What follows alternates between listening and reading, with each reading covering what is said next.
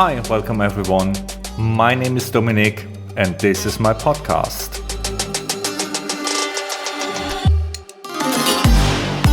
Hugs, handshakes, Habibi. In this podcast I will speak about my life in the Middle East. I will tell you some fun stories I experienced here, and also I want to give you some hints what you need to see if you visit this amazing region. I hope that you enjoy listening as much as I enjoyed recording, and yalla, let's start!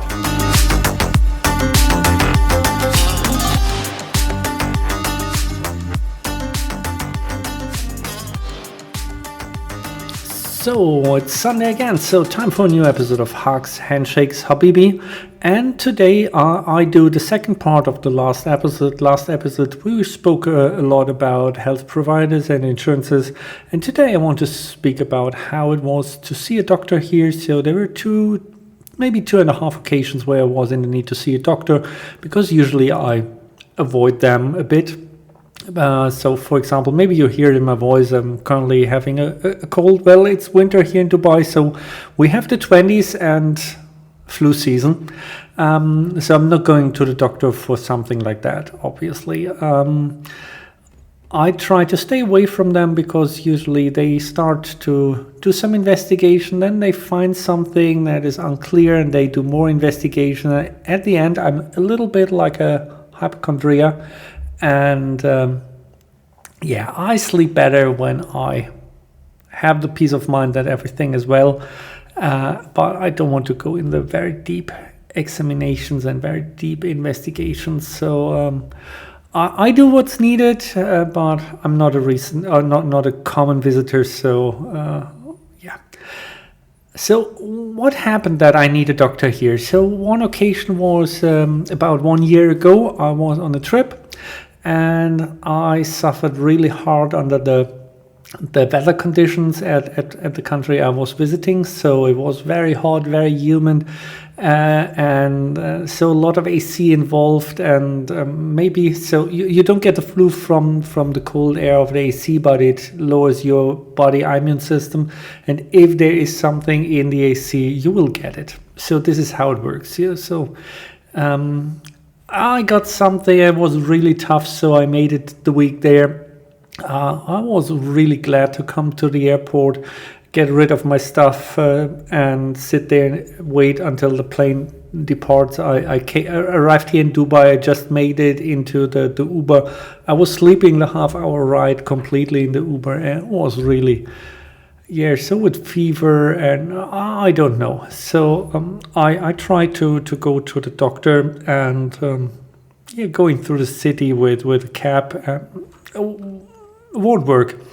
So I tried the teledoctor here. So I did a call with a medical practitioner, and he asked some questions. I told him the symptoms, and I said, well, no way we solve this here on the phone. So we send a doctor. So wow, sending a doctor. So in Germany, until the doctor visits you at home, that needs a lot of time, and that's maybe the reason why people use the ambulance to go to the hospital or something. So that was very convenient. So he checked and said, well, this is nothing we solve on the phone. So there was a doctor coming over to my house with a certified nurse. So 2 persons came here, and the doctor started the investigation. And so his story was pretty interesting. He was from Tunisia. He did his studies in Germany. So he was a bit of German speaker, and then after finishing studies, he worked 2 or 3 years in Germany, and then he came to Dubai as a general practitioner. And so here he's driven around by a car. He has not a fixed facilities. He worked for a company that is only providing home health care. And he's deployed with a nurse. So the nurse is meeting the doctor at the patient's house. And then he did the investigation. Said, well, guy, you are so dehydrated. So first we do IV with hydration. And you should take something for the fever. And you should take something for the stomach. And he wrote the prescription. And then he prepared everything for the IV treatment, and then he left. So the nurse stayed with me until the IV therapy was done, I got my hydration package there, and she was constantly checking the blood pressure, the heart rate, and the fever and everything like that. So after maybe 1.5 hours, I had all my medication done. That was urgent medication, so came with the IV and some pills and stuff like that. And then I ordered my medication. It came delivered by another guy. So here in Dubai you have a guy for everything, obviously, and so it was delivered to my house. And the next day it got better, and after 2 or 3 days I was back to normal. And well, seeing this, how the doctor is deployed, you have a professional nurse, she stayed with you, and the doctor is free again for the next patient. So, well, this for sure is driven by some business considerations as well. But it makes sense. So there is no need for ambulance going out, or there is no need for doctor staying with me for 1.5 hours just watching how it drips from the plastic bag into my arm. And having a certified nurse is completely sufficient for that. She can remove she can remove it afterwards professionally, and she take care. And if something happens, she can call for other help if there's something she can't handle. So I think that's a very sufficient way to treat that. The next occasion, I was at the dentist, and well, I need to confess, dentists is not my favorite kind of doctors. They have that drills, they make incredible noise, and you have to open your mouth wide, and they put 2 hands and the arm and the leg and the head and everything into your mouth, and you have that light that's blinding you.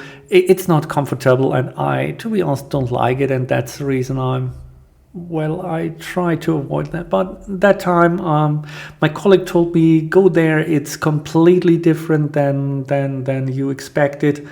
So I did it. So first of all, the doctor was a trained professional from a US university. So he did his studies in the US. He was a dentist in the US for 3 or 4 years, and then he came to Dubai. So a very similar story to the story of the general practitioner that helped me there. And so he was super nice. I told him, well, guy, I'm totally afraid of dentists, so please be kind. And he explained exactly what he did, and he had glasses with the integrated light and some sort of lenses to see better. So it was not blinding, it was only lightening my mouth. And then he did some X-rays, and I'm not sure if you guys know that. So usually when you do an X-ray, you get that plate in your mouth, and it's enormous, and you have to walk to separate rooms. So everything was connected to the chair. So he just swing it over.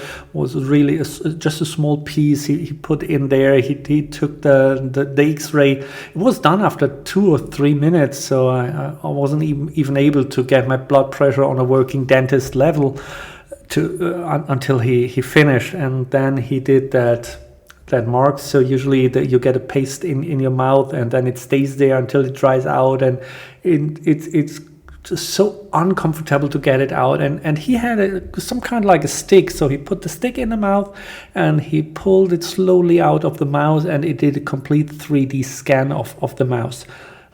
So no need to have that paste, and no need to have that big metal piece in your mouth where they put it in and take the samples there. So it was so convenient, so relaxed, and he was explaining what he did, and he took time. So he had an enormous amount of time for me, which is also something I really appreciate from doctors. So if they explain what they're doing, so you know what happened.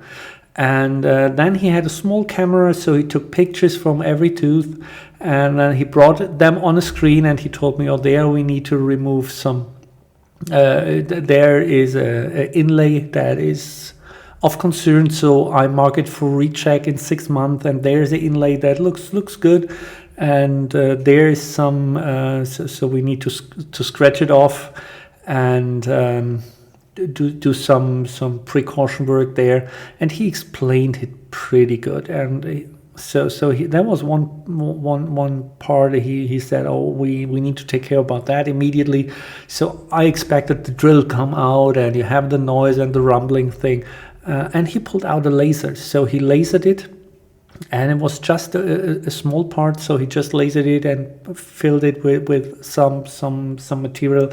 I don't know. I'm not a dentist, but it was so calm, so relaxing, and so quiet and so peaceful. And yeah, I was really, so I consider to go there now as per recommendation every 6 months to get it checked. And he said he need to remove some I don't know the English word, so some of the debris that is accumulating at the teeth, and he will do that not by scratching. He has some kind like a powder he's just shooting by compressed air, and that is just polishing it away. And I'm really looking forward to see how this works. And I was totally impressed. I said, well, I'm from Germany. I never saw that before. He said, well, but the chair is from a German company. I said, well, maybe we just sell the chairs and not using them for us. So I don't know, maybe I was with the wrong dentists in Germany, or it's a thing that the health provider in other countries, so it's not only Dubai, it's also a couple of other countries, are more into that convenient thing and try to stay state of the art.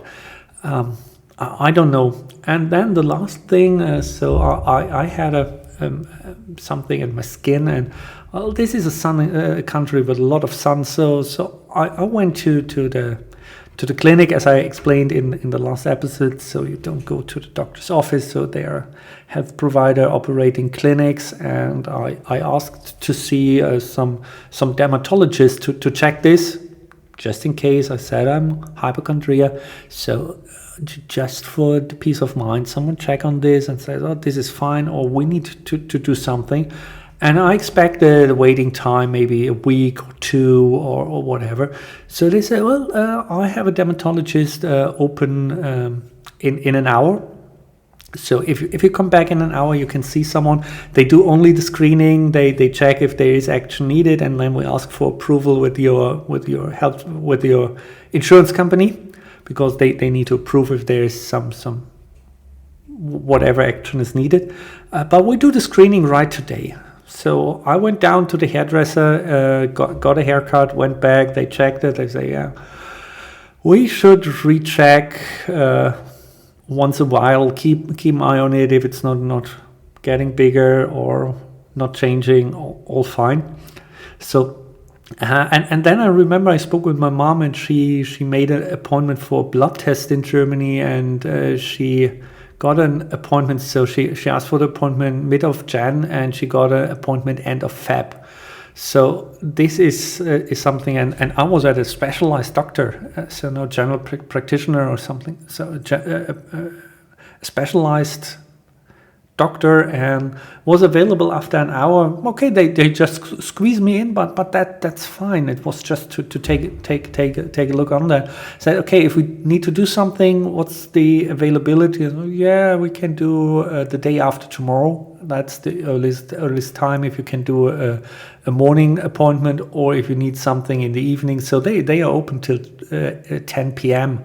So if you need an evening appointment, you can come the day after tomorrow. So you see how convenient this is, and how you get the medical care you need. And this also shows, yeah, there is a business behind that for sure. So they don't do that for just for charity or goodwill. There is a business model behind that, but the business model is adapted to the patient's need. So it's adapted to what I need to recover from some illness, or what I need to prevent illnesses.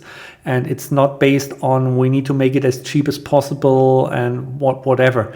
So this is something I thought, and it was really impressive how fast it is to get a doctor there. And yeah, so that are the 2.5 stories about how I was treated when I needed a doctor here in Dubai. And I think so 40 minutes about doctors and 40 minutes of the last episode. It's a total of 28 minutes about doctors, illnesses and clinics. So this topic is not covered enough for the time being. So thanks for listening in and hear you next week.